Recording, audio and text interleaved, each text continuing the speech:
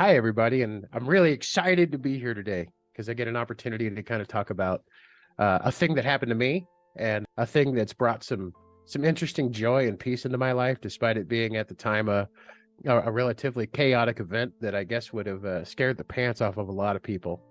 But in my case, it was life altering in a positive way, in that it took away a whole lot of fear, a whole lot of uncertainty. It gave me some perspective, frankly. I find solace in knowing that I'm a very small piece or a molecule of water in a very large river. It just dawned on me the symbolism of that statement, but that's literally how it feels to me. So when I was, I can't even say for sure if I was 14 or if I was 15 at the time, but I lived in Germany. My stepfather was in the army. Where I lived in Germany was very rural. The post where my stepfather was stationed was relatively small. There were only a few kids my own age that their parents were likewise stationed at that base. And, the end result of that is most of my friends were German, and I had a couple of American friends. And this particular night, I was hanging out with one of my American friends at a local bar in his neighboring, the little town that he lived in. We had gone to the local bar. I know a lot of people think that, in Germany, if you can see over the bar, you can order a beer, and that's pretty accurate. You can. I think there's some laws around it, but nobody enforces them as long as you're not acting like a fool. But that particular night, we'd been just shooting pool, and, we'd had a beer. Might have had two beers. I don't know. But we were walking back from the bar back to his house, and we were walking across a wide open field that had a good blanket of snow on it. This was the dead of winter in Germany, which could be rather cold and very obscuring, apparently, because what we did not know at the time is that as we were walking across this expanse of snow-covered ground, that at one point we were standing directly on top of a rather large, rather quick-moving, I guess you can't call it a river, but it was a creek, and a pretty substantial one. And it had been a pretty sunny day, despite the snow being on the ground. And as anybody who knows will tell you, when you have a blanket of snow that sits on top of ice, it functions as an insulator, and it will actually start to melt the ice beneath.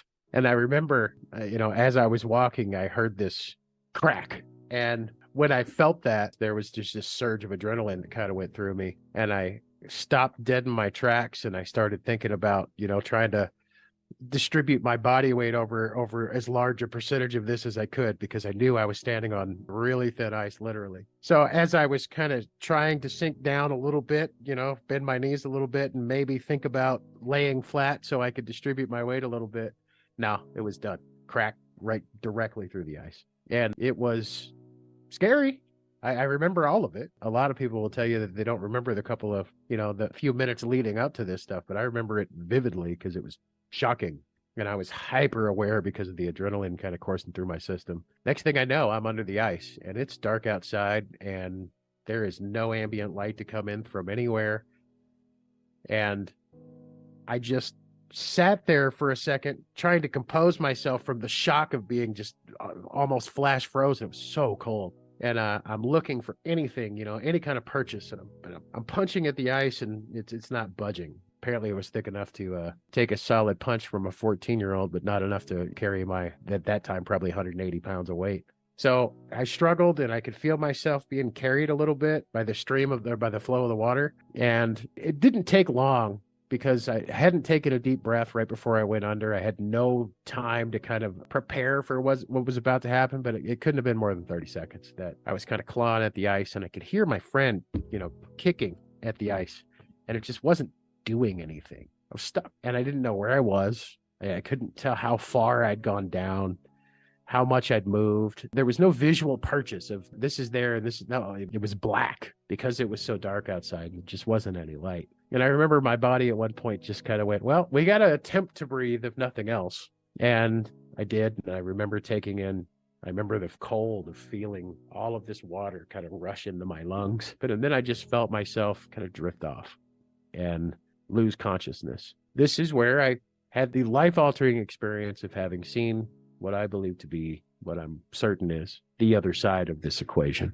And it's difficult for me to explain this kind of in visual terms, but I'll take a stab at it, because there was this sense of oneness with everything that was around me and everything that was happening at that time.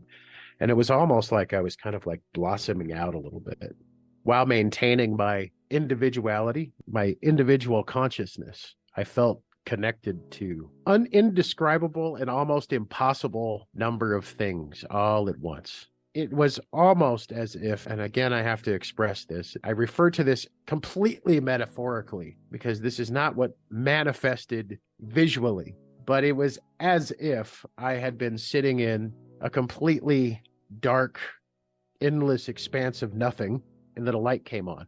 And when that light came on, it was illuminating, but there was so much going on that I wasn't yet capable. And I say not yet capable because I think I was about to figure out how it all worked. But it felt to me as if everything that has ever happened and everything that will ever happen had condensed itself into one singular point. And I think that that's what I experienced was the concept of eternity. Eternity being the absence of time and therefore the absence of space and therefore the ability to interact with, move through, experience things, everything that has ever happened and everything that will ever happen and everything that has ever existed or will ever exist in the absence of time, there being no struggle of distance between anything, because most people will tell you that the shortest distance between 2 points is a straight line, but no, that's actually not correct, in my opinion, after what I've seen and what I've kind of experienced here. The shortest distance between 2 points in the absence of time is that straight line is only the amount of time that it takes to get there. So in the absence of time, everything does kind of exist in a singular point. As I experienced this massive, unbelievably kind of overwhelming orchestra, symphony, whatever you want to call it, of voices and ideas and thoughts and feelings and emotions, the one thing I didn't have was any sense of fear. And I think for most people, and myself up until that point, the scariest thing about the concept of dying is not knowing what happens when you get there, not knowing that there's something positive that comes after. And it's my opinion, and a lot of people disagree with me, and I've gotten a little bit of several comments having explained this on a couple of other places. You know, it's a good thing I didn't end up in hell. My experience indicates to me that no such place exists, but it felt like everyone was there. And I mean everyone, simultaneously. I felt connected to and one with everything. And it was overwhelming because I feel like I was still very much attached to, associated with the physical body that hadn't quite entirely expired, even though I hadn't breathed and my heart had not beaten for at least 5 minutes and probably longer than that. But it felt like I was in this place for hours, long time. My experience was I was being reintegrated into that singular oneness that connects everything to everything else.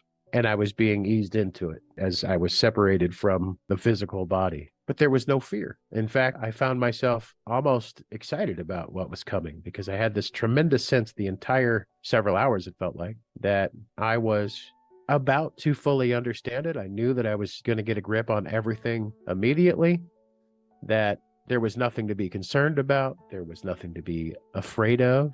There was nothing to be fearful of.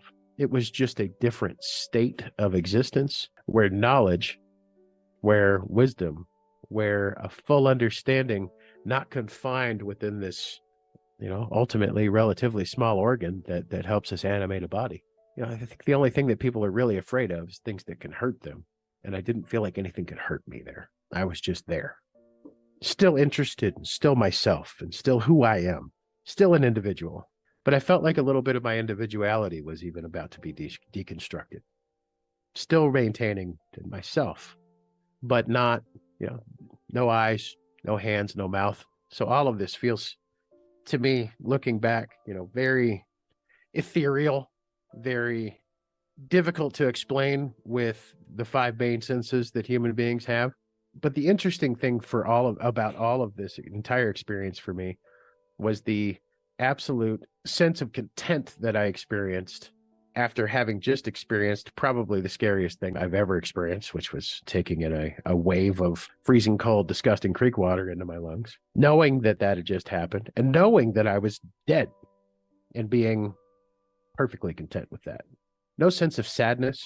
Again, that sense of time having ceased to exist made me realize that everybody I love, they were going to be there with me in the grand scheme of eternity rather quickly. As I was really feeling that true and, meaningful integration into this new existence, this new state of being, I started to feel myself almost as if I was going backwards. And I heard this voice, not yet. And then I woke up vomiting creek water in every direction, gallons. It was a rough moment. I can tell you that. And I remember that moment of coming out of that experience and kind of being reconnected with the physical world and looking around and feeling the cold and feeling this kind of burning ice burn sensation in my lungs, but taking a deep breath. And there was almost a moment of disappointment. Well, that was something to look forward to. And then it was quickly kind of whisked away by something that I can't even attempt to describe, but effectively it took that sense of disappointment and said, not yet.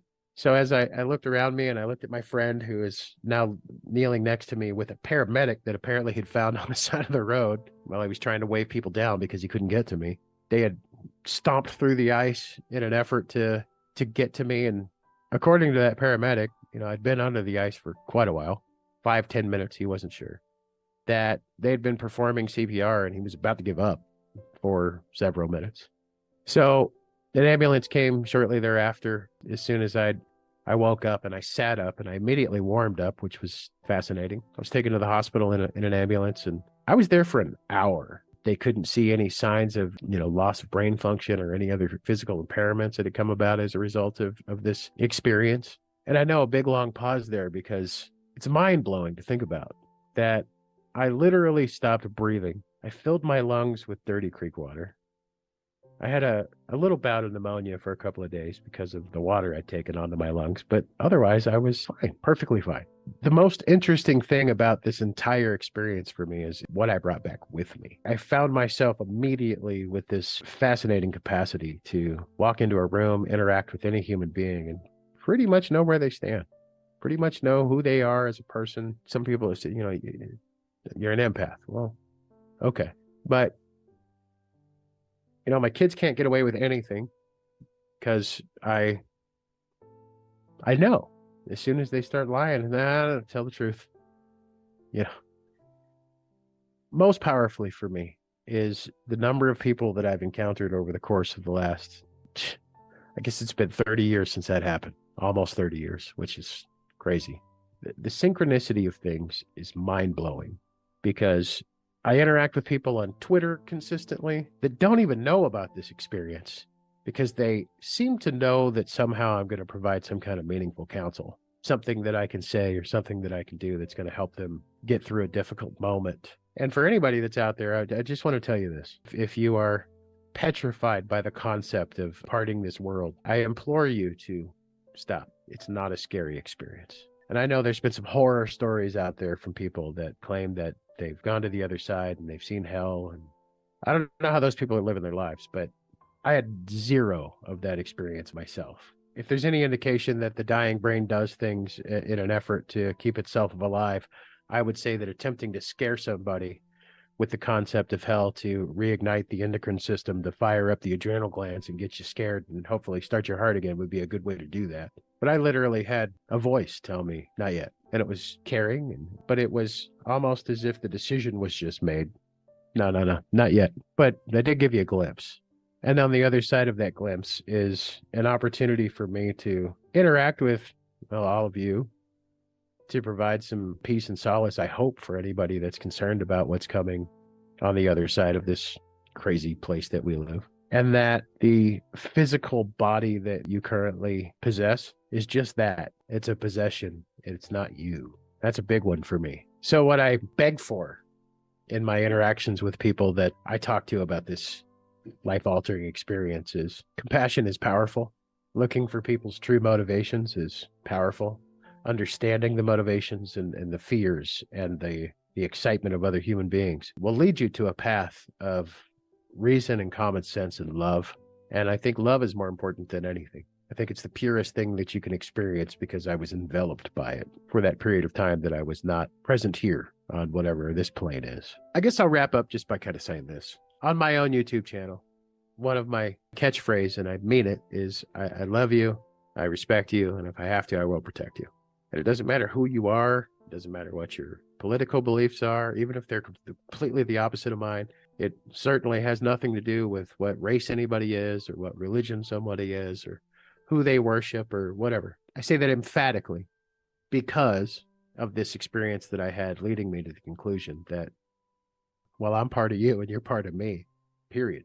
So even if we disagree, we're all going to the same place and we all have the same fate in store. And that fate is to be part of one another again in a very real sense. There's a lot of music and a lot of art and a lot of crazy things that everybody puts out there. We're all one. Well, the reality of the situation is, yes, we are. We are all one.